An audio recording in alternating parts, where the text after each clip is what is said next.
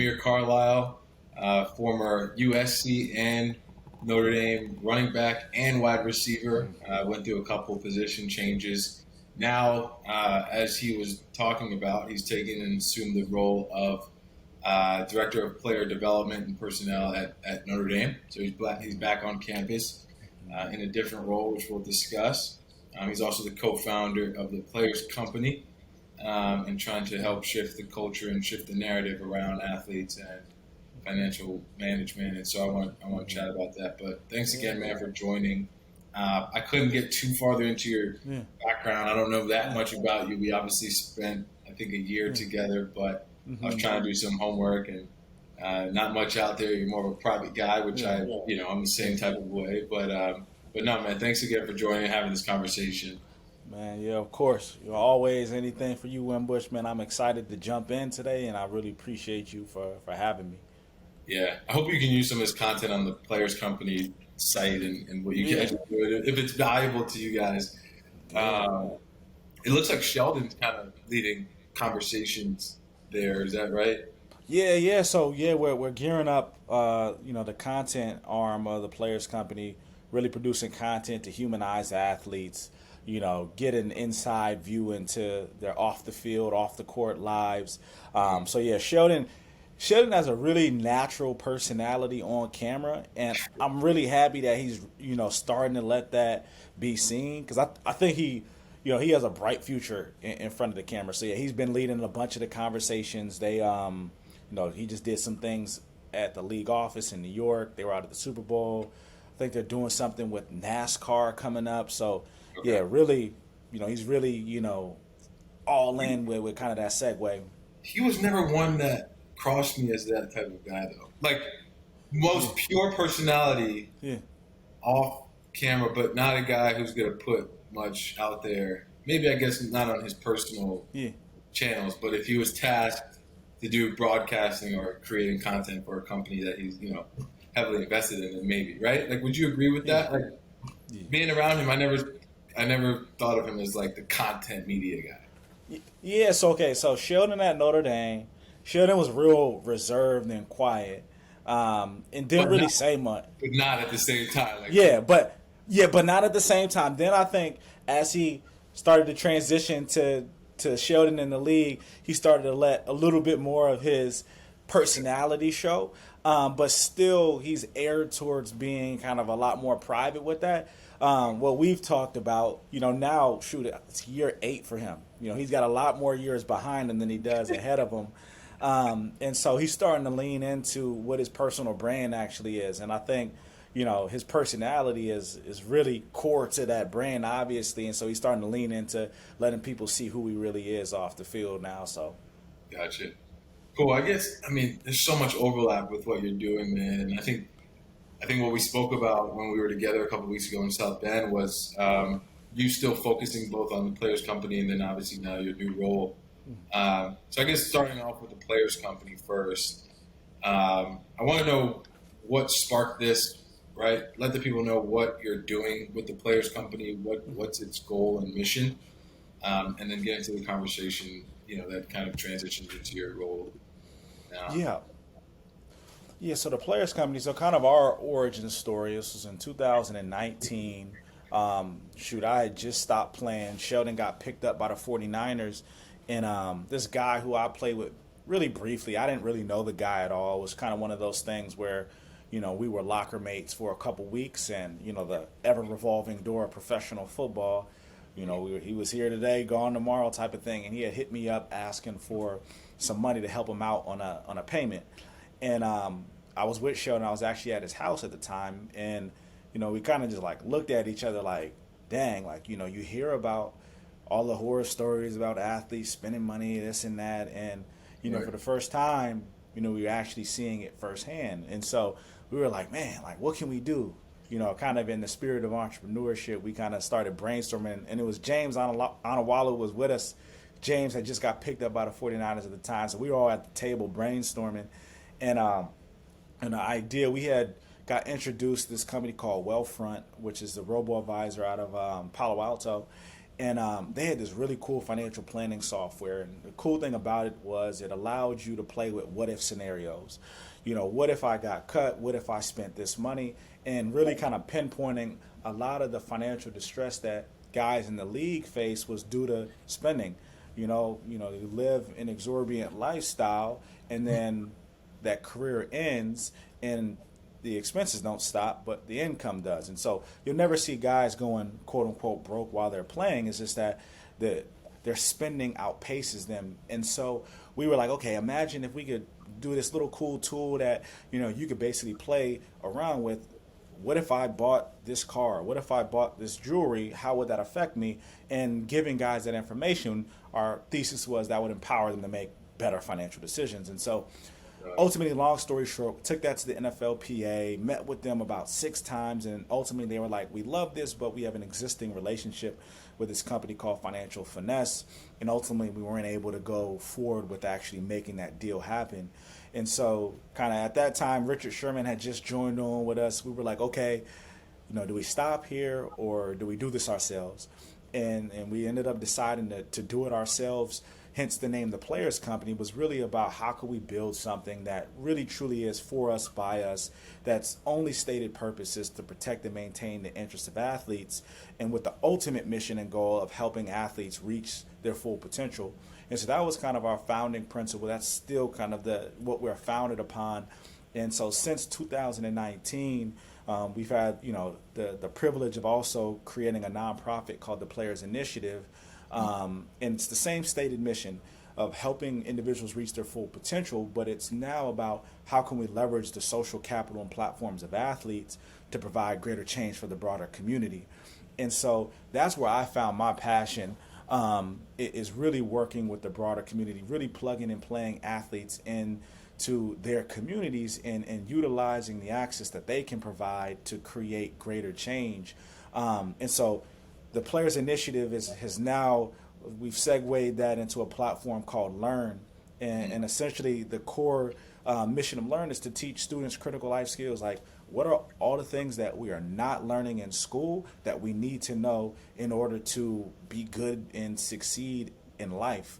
And so like we'll plug athletes in, come talk to kids. We're creating a digital platform, but it's really about just creating this parallel educational system that's almost juxtaposed to traditional education. It's fun, it's relevant, it's cool. We don't take ourselves too seriously, and we just get out there and it's using the platform of athletes to really motivate and inspire students, and then plugging and playing with some more cutting edge educational techniques to make students more receptive for it. So that's kind of the broader scope of the Players Company. You have kind of the one side which is very focused on empowering athletes to reach their full potential, and then you have the other side that's now focused on using athletes as a conduit for change, and that's really kind of where I play.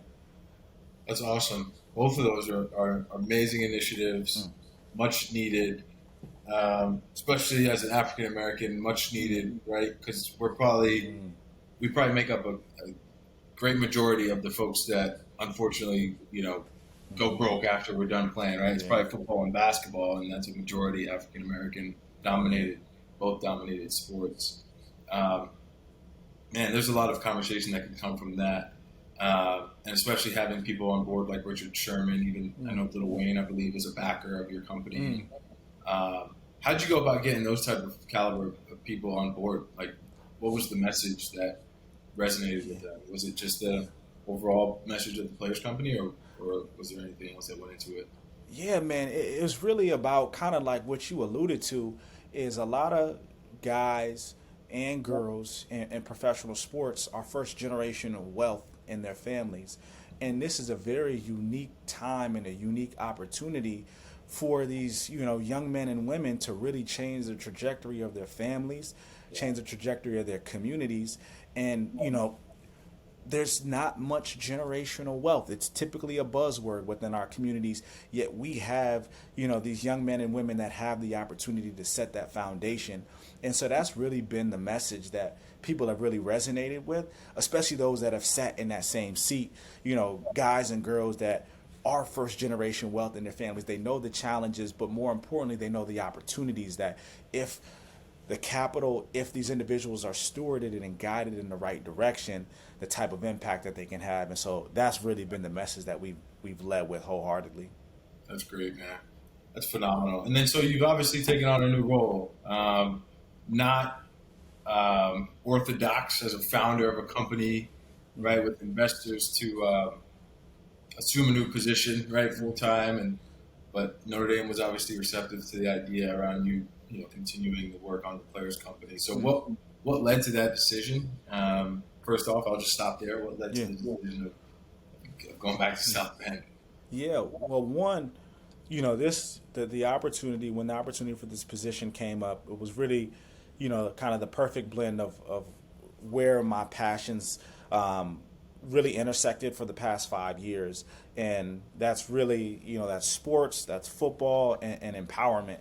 And I really saw a unique opportunity to take everything that I've been learning over the past 4 to 5 years, and begin to implement, that type of support, and more from a systematic standpoint. Like, how do we actually plug in the systems that are going to now help our student athletes take the next step in their journey to build the foundations that we spoke about, the foundations of ultimately to build generational wealth on top of.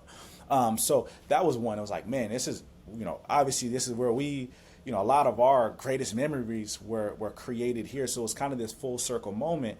But for me, it was like the impact that I felt that I can have here. One, from a relationship standpoint, like, we've been there, we sat in these seats, we understand the struggles, we understand the challenges, we understand the opportunities, we understand this place intimately. And then from kind of a more professional experience standpoint, I really saw an opportunity to push player development to kind of a new paradigm, where, now, obviously, as you're square in the middle of it. We've added a whole new element to being a college student athlete. And, one, it can present many challenges, but it presents so much more opportunity. And if we've put the structure in place for kids to actually maximize this 4 years, we can set them up on a path that is, so much more accelerated than, even us, back when we were coming out. It's like they can come out of this with real money, with a system and a structure that is going to put them in a position to build future wealth when we think about cash flow management, investing, retirement planning, etc. And then we can help augment the entire experience by helping them maximize the value of relationships while they're here. And so that piece, just really excited me, because I was like, man, like, we're very new, we're very early in this journey of NIL and student athletes actually being businesses, and there's so much opportunity for growth. And so I saw it kind of as the entrepreneur in me saw that as a unique challenge, and then also it gave me an opportunity. My goal and my perspective in my positioning is I'm here to serve, whether it be serving our student athletes, whether it be serving members within our community, whether it be serving the students from, our foundational arm and learn. And in order to serve, you got to listen to the people you're trying to serve. You can't come in here kind of with these various biases saying, okay, this is how I should serve. You've got to approach it from an empathetic standpoint. And in order to achieve that level of empathy, I need to understand my constituents from a 360-degree point of view. And no better way to do that than to jump square into it, working with our target audience, which is college-age students, and understanding every problem, every challenge, every opportunity that they, go through on a daily basis. So that was I was like, man, this is perfect for me. So that was kind of how it came about. It's crazy because I think you're the perfect individual at this moment, right? Other than you didn't have the opportunity or the chance to go through name, image, and likeness experience, but building a brand, building a business, like, that's what NIL is all about, and that's what these college athletes need to, be able to envision. Big shout out to Hunter Biven, who was your predecessor here, but shout out to Biv, and he moved on up. He moved on up the ranks, right? I think your experience being an entrepreneur and working with the folks that you've worked with from the Players Company, and obviously having played yourself, right? Like you mentioned, you sat in these guys' shoes, and so you can speak to a lot of what they're going through. So did Hunter. Um, but I think given name, image, and likeness, right, baking that into the conversation, being a big part of why we're having this conversation, um, and Notre Dame, as you know how they function, generally a little slower to move, right, and adopt new things, and coming from the top down, right? Jack Sword wants to make sure that they're doing things the right way, and that we're unique. We are unique, right? And now we have this "for forever" motto that we've had for a while. What is Notre Dame doing potentially, Amir, that's maybe different from other universities? From your point of view as director of player personnel and development, and just holistically, right, for the student athlete, what do you think is different, in how we've approached the holistic athlete development? Yeah, I think that's it. It's approaching it as holistic athlete development, and it's really been interesting over, this past 2 weeks. Even it's a very relevant question, because kind of behind the scenes, I begin to have all of these conversations with all of these stakeholders across campus, whether it be the Gold Center, where now Biv is under, headed by Jen Vine and Smith now, and they're doing so many awesome things, and our Career Development Center, headed by James Biddick, and then you have John Waggle on the sports performance data side of things, and really even on the NIL with Claire Vernard and Kayla, the cool thing about it is we all are speaking the same language, and it's really about how do we help the athlete in their entirety. Not just the athlete on the field or on the court, not just the athlete, as a student, not just, emotionally, from a mental health standpoint, but, how do we connect all of these different threads that make up a student athlete together, and how do we understand how each of these parts interrelate to the other to help maximize the potential of that student athlete. And so that's definitely what I would say sets us apart, is beginning to think of kind of this opportunity, as how can we holistically create the structure, infrastructure, system, etc., that's going to put the athlete on a path for future success. And so there's components of relationship management in there. There's components of actual, like, what's the actual infrastructure look like? We think through using MOGL, even their financial infrastructure, like how are the actual systems being put in place that make it convenient for a student athlete to operate their business, operate their life even. And then the last piece is especially what Biv is doing is like, now how do we help them maximize why they come here? And and they come here, you hear 4 for 40, you hear 4 for forever. My mantra that I've really spoke about from a football standpoint is, Notre Dame, one of our slogans is choose hard. We sat and it is not easy to come here, but the reason you come here, especially as a football player, is because your outcome is either NFL or it's NFL, and it's not just the NFL. And that mentality, I think, is upheld by everybody across campus within our athletic department and even academics. It's how can we uplift and build the entire athlete. So that's what I would definitely, it's what sets us apart is we're thinking of it holistically. It goes beyond just a dollar amount. It goes beyond just I've got this kid to, they escalated to the professional ranks. It's how can I truly understand this individual and maximize what their holistic potential actually is.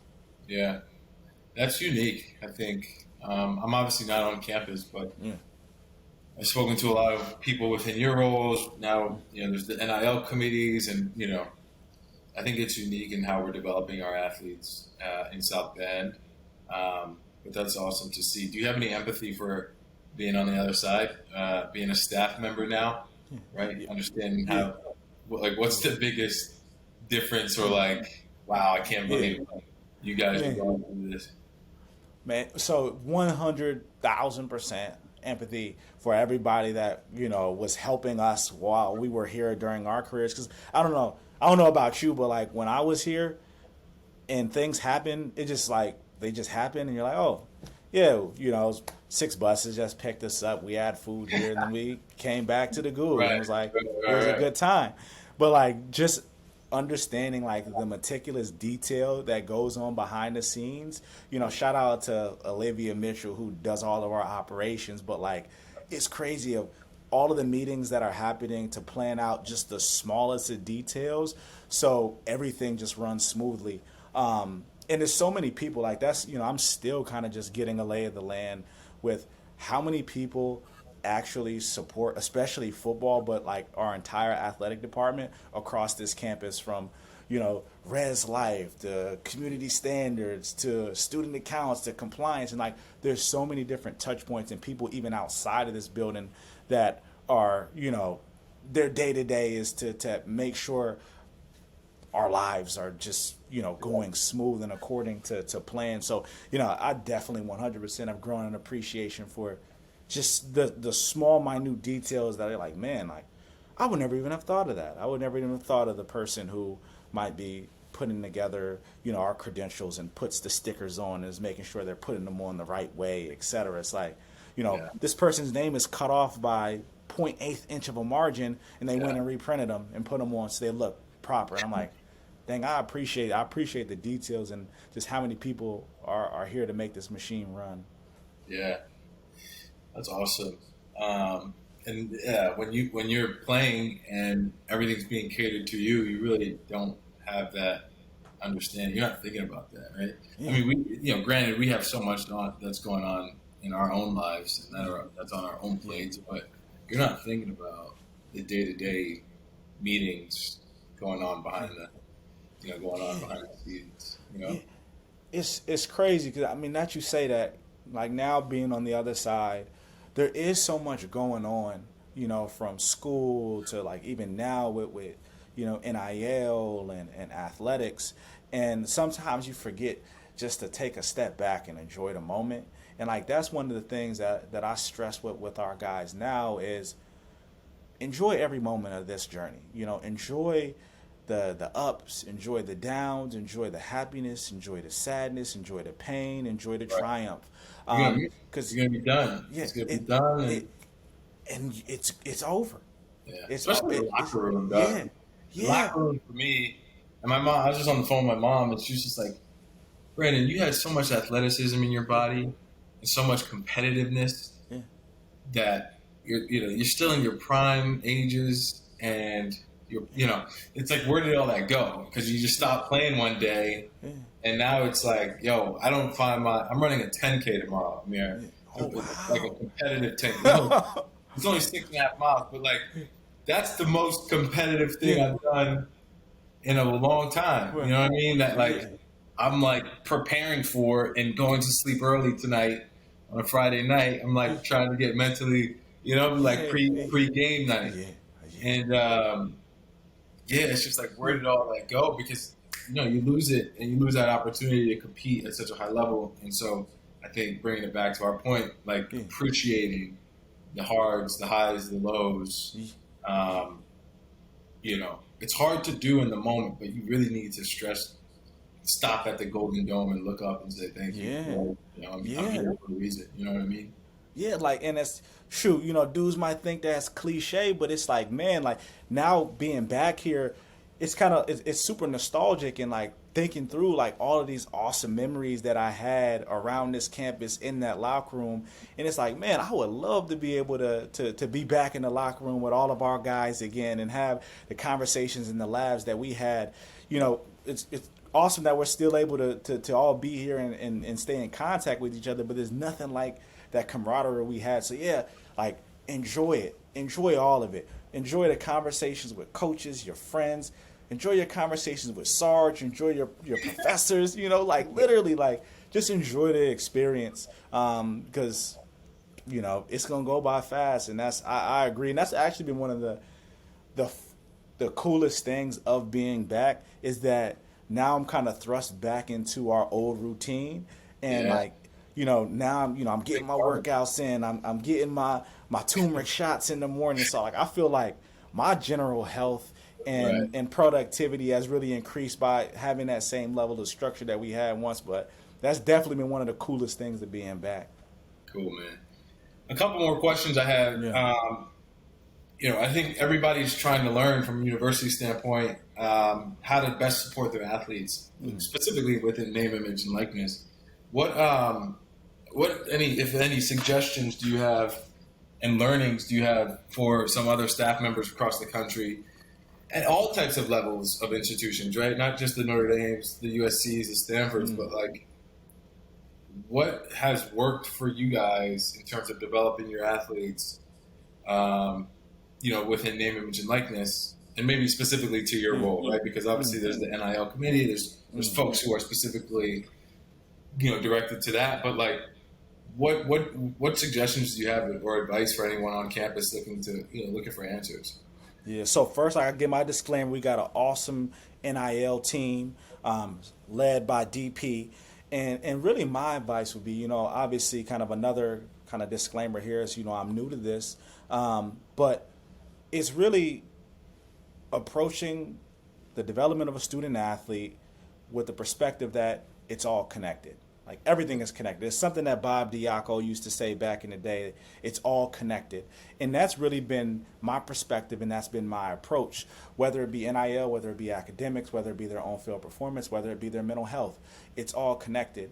And so there's really kind of three primary components that I'm really focused on. The first being synthesizing information. Like I'm right now with kind of the resources that I've been given, and kind of my tech background being out in the Valley, it's very data driven, and I'm a firm believer that the data can give us a story. It doesn't give you the entire story, but it can give you a high level understanding of how you can plug in and begin to actually create prescriptive plans. And so really my goal is taking a lot of the guesswork out of the job, and you take the guesswork by understanding the story that the data is telling you. If Wimbush is struggling here, how can we get an understanding of what is that actually correlated to within kind of these interconnected dimensions. So that's the number one piece of like understanding how is the information we're actually gathering. And we gather so much information in athletics. We literally track everything within these kids' lives. And so just getting a general understanding of how do these different points actually interconnect with each other. So that's one, take the guesswork out, get an understanding of how does the data actually inform your decisions. And someone in my position, really how I'm approaching this, I don't want to just say, oh, let's do a workshop on X because I feel like that's what's in the best interest of the players. I want to confidently know that whatever programming, workshop, resource that I'm plugging in is something that's going to add value because I've had the conversations, I've empathized with my student athletes, and I know truly where their pain points lie. So that's number one. The second being, and this is a huge component of NIL, they're both interconnected, is how can we help these student athletes understand, one, the value of relationships, and now how can we guide them to maximize the relationships of the people that they're meeting. And especially at a place like Notre Dame, you come here because of the Notre Dame network. And so you really, how I've approached this is looking at networking beyond this word networking. It's really about building relationship. And as you know, you've built so many awesome relationships. Relationships are built by a genuine curiosity in somebody's life. Don't approach it from this transactional lens like, I'm networking because I want a job one day, or I'm networking because I want to get a deal.